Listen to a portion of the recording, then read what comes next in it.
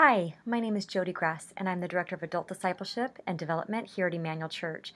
And today I get the privilege of talking with you about the discipline of silence and solitude.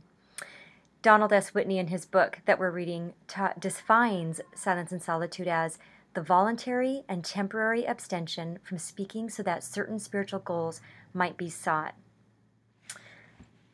Whitney talks about that we need a balance between silence and solitude, spending time away and alone, and fellowship. But he clarifies fellowship as actually talking about godly things. What am I learning? What is God teaching me right now? What's stirring inside right now?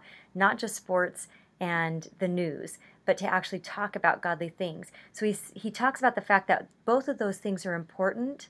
However, we tend to be good about talking, and we tend to have a harder time spending time alone in silence and solitude. And so today we just want to talk about that practice and what that looks like. We live in a noisy world. There's plenty of entertainment right at our fingertips. We carry phones with us where we can access things all the time. And so it's actually difficult to take time to be alone. And so we ask ourselves, why is it that we need to practice silence and solitude? It's hard. It's not natural for most of us. So what is that? Why is that practice so important? And Whitney gives 9 reasons why we need to practice silence and solitude. And today I just want to talk with you about one of those reasons. And it's because it was modeled by Jesus. I'm going to share a couple of verses with you. The first one is Matthew 14:23, and it says, "After he had dismissed them, he went up on a mountainside by himself to pray." Jesus needed time alone with God. In Matthew 1:35, it says, "Very clearly in the morning, while it was still dark, Jesus got up, left the house, and went off to a solitary place where he prayed."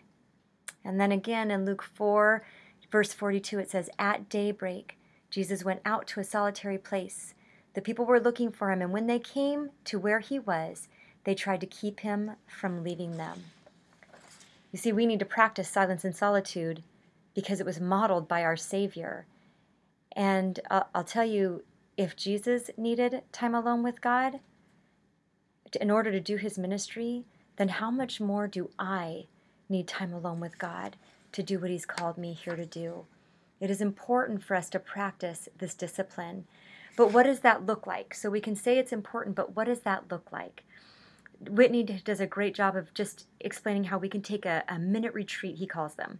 And it's a great way to just start this practice. But you, on an elevator or an escalator or driving in your car, you might not be alone, but you can create this quiet space where you actually focus on God. Instead of making grocery lists in your head or turning to your phone for entertainment, you actually take those moments to focus on God. I remember when my kids were younger and I would go to pick them up someplace and you'd be waiting outside for them to come out. And in those moments, I found myself very quickly reaching for my phone so I could look something up or just be entertained by it. And I remember sitting one day in my car and just thinking, no, I don't want to spend that time on my phone. I need to spend this time with God in his presence, listening and just being quiet. I will tell you that the minute retreats are a great thing, a great way to start, but I'd like to challenge you a step further than that. And I want to give you some simple ways. If you have not practiced this discipline, I want to give you some simple steps to start with this discipline. And the first thing I'd say to you is you need to carve out time to be quiet and to be alone. So pick a place where you know you'll be alone. I choose my prayer chair in my home. I choose Friday mornings because that's a day that I'm off and my family is off at school and work.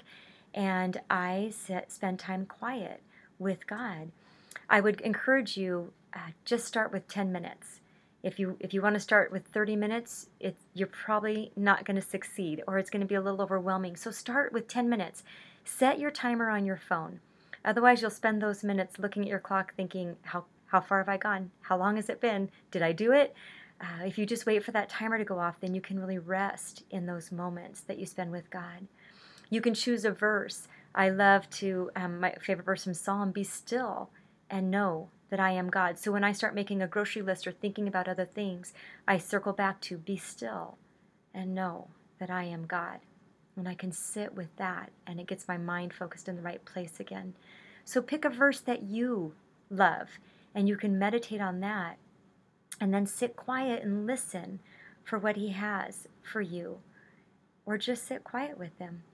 You can also, if there's a question you've been wrestling with, you can spend some time in prayer and then sit in quiet and listen for his answer. And then this part is key, and I love this. This is a teaching from another book that I read that just says, and don't evaluate that time when you're done.